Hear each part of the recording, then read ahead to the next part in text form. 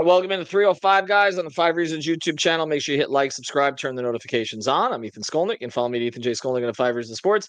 I got Alex Donno. You can follow him at Alex Donno. We're here typically every Tuesday and Thursday. Today's a Wednesday. Doesn't matter. Maybe you can feel like it's Tuesday if you wanted to. Although maybe want to be a little bit later in the week. We're sponsored here by our friends over at Prize Picks. Use the code 5FIVE. Put down $5, you get $50 to play right away. That's the promotion that we have with our daily fantasy partner. Legal in the state of Florida. Of course, the NBA is coming back this week, so make sure you get in there for that. They've already got all the props up there on the boards. Check it out. It's prizepicks.com. Use the code 5FIVE. Miami Heat return to action on Friday in Toronto. So if you're looking for that. Also, though, the Four Nations, obviously USA, Canada is what everybody's talking about, so make sure that you check that out as well. That's something also that you can play, prizepicks.com. So download it from the Google Play Store, prizepicks.com, or the Apple App Store. All right, well, the Miami Heat season resuming on Friday, Alex. The Miami Heat now sit ninth in the Eastern Conference in a play-in spot. They also, additionally, I guess would be 20th in the league based on record. It depends if you go with record or winning percentage or wins or how you want to do it. I know people are really focused, which is a crazy place to be for a Heat team with this point of the season. They're focused on draft position, not just their own pick, but also potentially Golden State's pick and the protections that are involved. Top 15, top 14 for Miami's pick, or else it goes to Oklahoma City. And then additionally, the pick from Golden State, which is top 10 protected, coming the other way. So with all of that said, we tried to do a podcast last night, Alex, I did one with Alex Toledo on like what you want to see from the Heat the rest of the season. Like what are 5 areas of progress you'd like to see? And we covered we covered Jovic, we covered leadership with Herro and Bam. But then there's a bigger picture conversation to be had here. And actually, Tyler Herro hit on it in an interview with SiriusXM, which is he flat out said, if you call a spade, we're not contenders right now. And he spoke about kind of building a young core together. Let me get your immediate reaction to that, because it's not the kind of comment you typically hear from an all-star. And I've always admired Tyler's willingness to be, at most times at least, very candid. But that's more candid than you typically hear an all-star speak.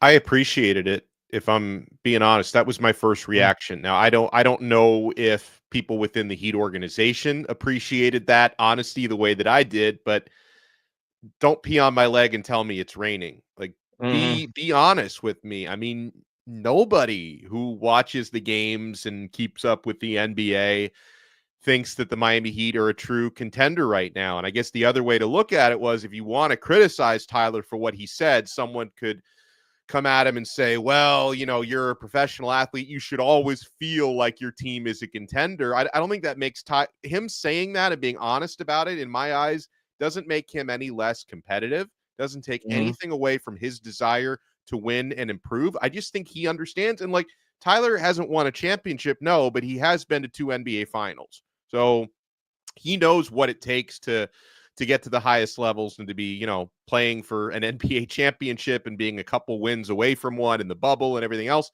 So he understands that. And so, yeah, listen, I think he told us something, Ethan, that we all already know, in that, and you talked about the show you did with Alex Toledo the other day. And yeah, when you're talking about things that you guys are looking for the rest of the year with the Heat, I completely agree. And a lot of what you talk about are young players that are still developing. And it was the same thing. Herro, I listened to that interview. I watched the video of it with SiriusXM, and he talked about the future that's building there with guys like Kel'el Ware and Jovic, and he mentioned Jaquez, who hopefully can bounce back and regain his rookie form, and the foundations that are being laid there. And I think his greater point was, we're not contenders right now, but the goal is to turn this nucleus into contenders in the future. And I love the honesty. Yeah, I do too. It's very different from the way Jimmy would handle it. You see the comment here. Jimmy would be honest too. He'd say we're far away. We're not where he'd want to be. He might also say nobody's going to want to play us at this time of year or something along those lines. I just don't think with this team, even if he was here, that anybody would have believed it. I thought Jimmy's act in that regard got old. I'm not just speaking of that because of the contract dispute this year, but like the sort of the irrational confidence. I mean, it's fine when he was doing playoff Jimmy things, but when he wasn't consistently, but yet telling people, well, if I'd been, a Boston, and if I'd been, that was the comment that angered Pat because of the lack of availability. And again, I know he had a serious injury which kept him from Boston, but of course he missed a lot of games that forced them to play in the play-in, which he never would have gotten injured if he didn't have that play-in game. So I think it did get old to people, like this sort of, again, like pee on my leg and tell me it's raining. I thought Jimmy did a lot of that with his comments. I'd rather Tyler be honest in that regard. I think where it's going to flip, though, is now Tyler's an all-star. I think it specifically flips on Tyler. He's an all-star. He's also going to be wanting a big extension.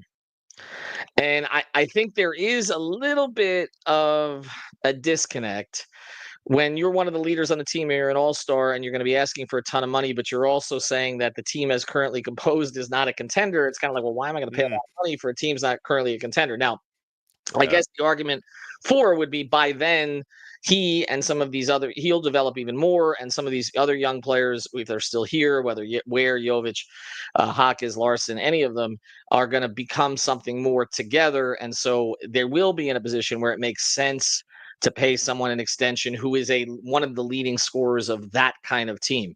So again, I get where it could lead to that, but I also can see that kind of getting thrown back in Tyler's face a little bit, because I can see those who are not fans of his, particularly on social media, if he has a bad game, well, that's why we're not contenders. We're paying this much money to that guy, and he's not that kind of player. So I can see this happening, because that's the kind of thing that always happens on social media. But overall, like, again, they're not a contender. I think at best this year they get to 6. I don't really see that happening. The East obviously is not great, but the Heat have not shown any capacity to have a sustained run.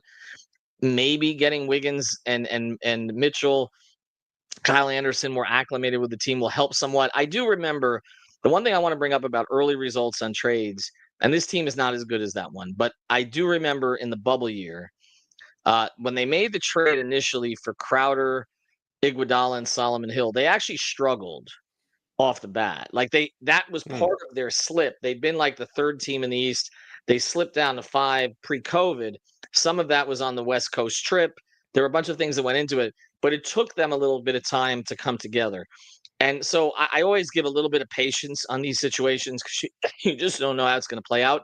But there is a talent ceiling here that they're going to bump into with this group. And so I guess on the other side of this, I want to get your view of kind of like what makes them a contender. Like, is it internal growth and one piece, or is there, what kind of player do they need to sort of lead this? And we get this from Macmon, says Trey can't be number 1 on a championship team. Here are all the guys.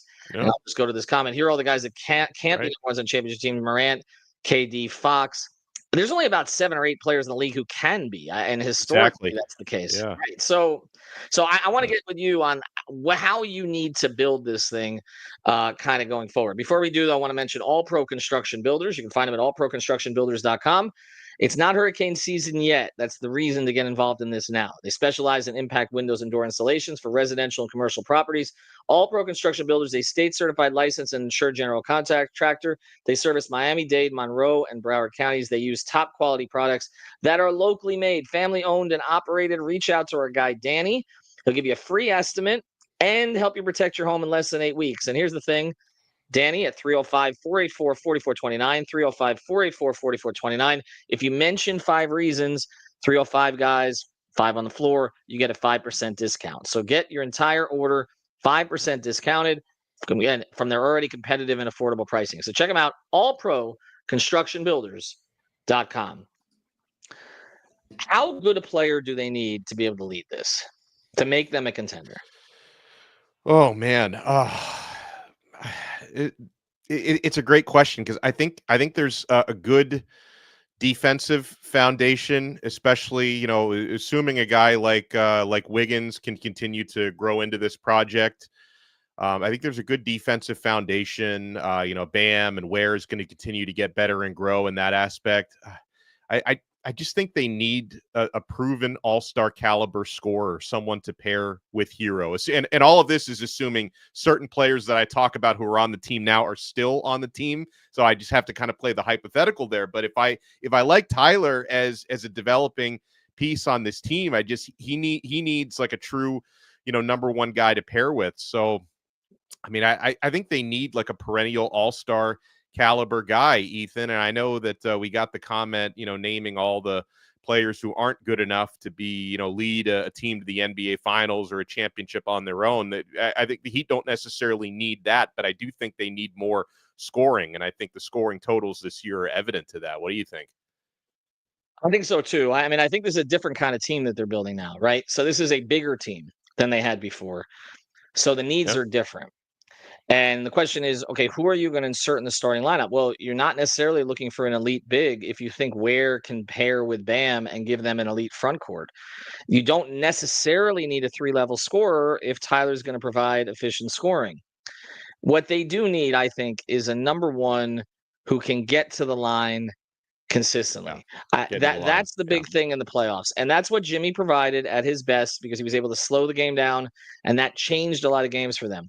Tyler's never going to be able to do that. It's a physical limitation thing. He's gotten it up from like 2.6 to 4.2 free throw attempts per game, but he's never going to be an 8 to 10 free throw guy. He's a good free throw shooter, but he doesn't get there enough. They got to get someone who gets easy baskets, particularly again in the playoffs when you have to make those free throws down the stretch. This comes in from Tiff. Am I the only one that thinks Tyler make another leap this offseason to be number one option? I do think another leap can come, but that's my point. I don't see him being a guy who's going to get you 6, 7, 8 cheap, easy points at the line. And that's, that's kind of where it's at. And this Machman's asking how many free throws Steph averages. I'll have to look that up real quick. We can do that. But again, in that regard, we're talking about a generational player. I mean, this is, again, Tyler can put up some stats that will compare in some ways, particularly 5.0 yeah. free throw attempts per game. Right. Well, that's the AI response. I don't know if that's his career or the current season. I think that's this season. He's been a little bit higher. Yeah, he's been a little bit higher in the past, but so it's slightly higher than Tyler this season, but it's never going to be enough.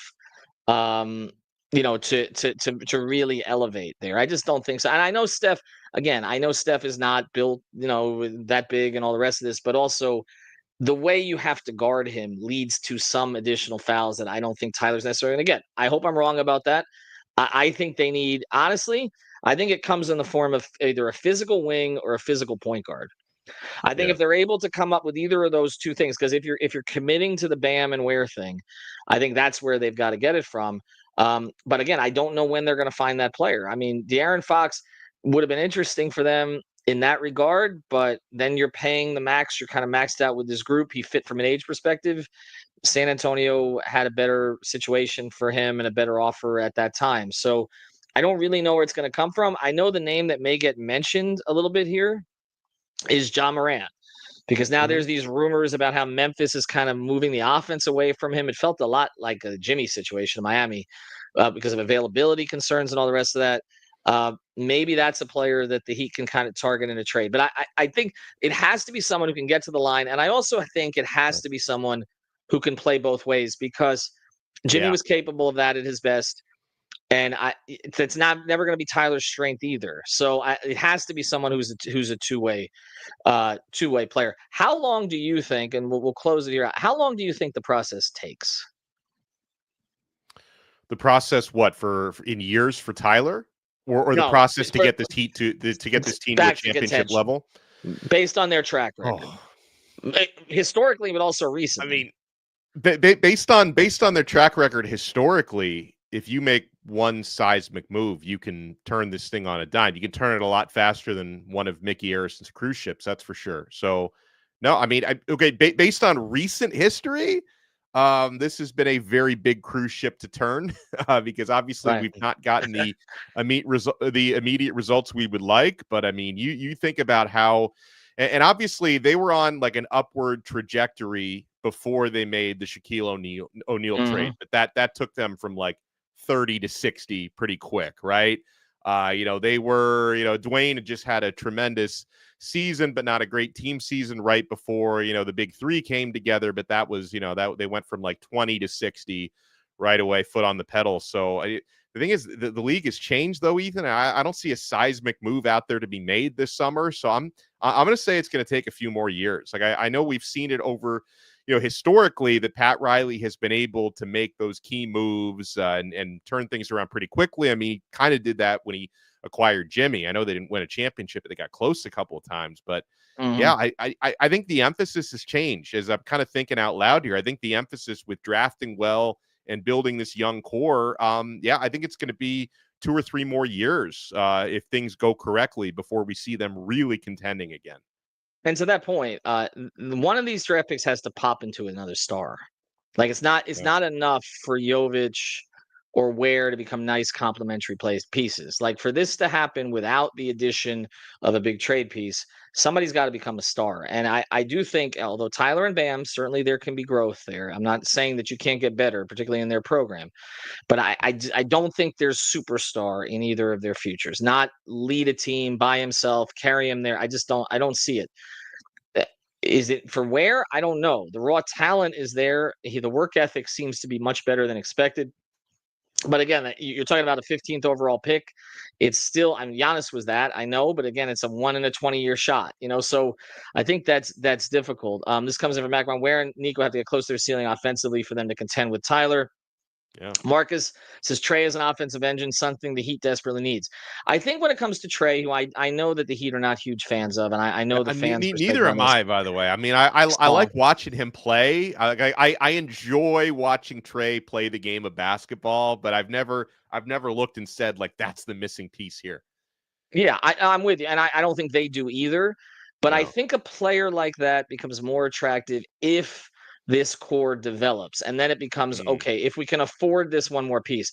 I don't think he's the guy to bring in to build your franchise if you don't have enough else going for you. So I think that's kind of where, but again, I still don't expect him to be a primary option here, but that's kind of what I'm talking about. And I know people have concerns about Ja for reasons that have been brought up here in the chat, but I think Ja's upside compared to Trey in terms of the physicality, the ability to get to the line, I think that would be more attractive to them as a player. Whether they'd be willing to deal with some of the other stuff, that's another question. All right, we're probably going to get into Dolphins tomorrow, I think, or something else along those lines. The Bullygate story, which is hit the airways, so we may get into that a little bit as well. This final comment, I'll let Macmon do it. Rozier's example, what happens when you bring in a small guy who has to have the ball? Right, they have to make decisions based on fit. They got to figure out whether Wiggins is going to be here long term. A lot of things that they have to sort out. But I appreciated, circling back to the beginning, I appreciated Tyler's honesty. And I'd rather that than him say, "Oh, we're gonna be a tough out in May." Okay, they got to get to the play-in first. Thank you, sir. Appreciate it, Alex. Thank to our sponsors, All Pro Construction Builders. Another episode of 5 on the Floor coming up tonight. Use the code 5 FIVE and get $50 to play. Have a good one.